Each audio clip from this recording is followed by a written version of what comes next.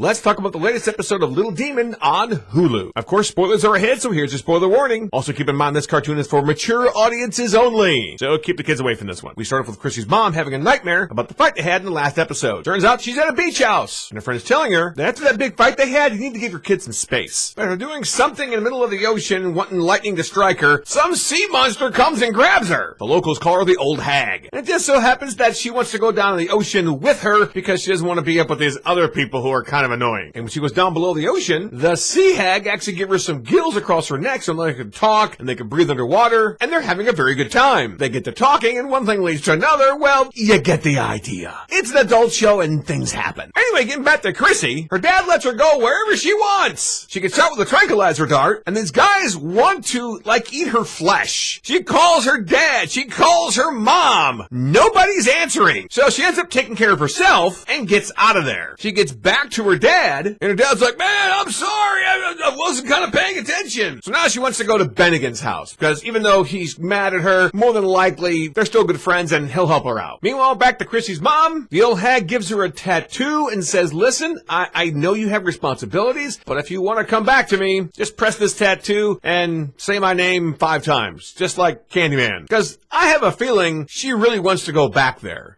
because she realizes that she's had a good time. She liked it there. And we end with Chrissy going to Bennigan's, and they're tied up. Why? Because this guy is still after her. To me, he's kind of like a lame villain. He wants revenge on her for shooting him in the, groin area and taking away his you-know-what. She's the Antichrist. What is he gonna do to her to damage her? I guess we'll have to find out next week. On a scale of 1 to 10, 1 being the worst, 10 being the best, I give this week's episode of Little Demon a 7. It's a very good message about giving your kids some space, but you also have to be there when they need you, even if they are the Antichrist. So, have you seen the latest episode of Little Demon? Leave your comments below and let me know, because I'd love to hear from you. That's all for now. Thanks all for watching. Bye-bye.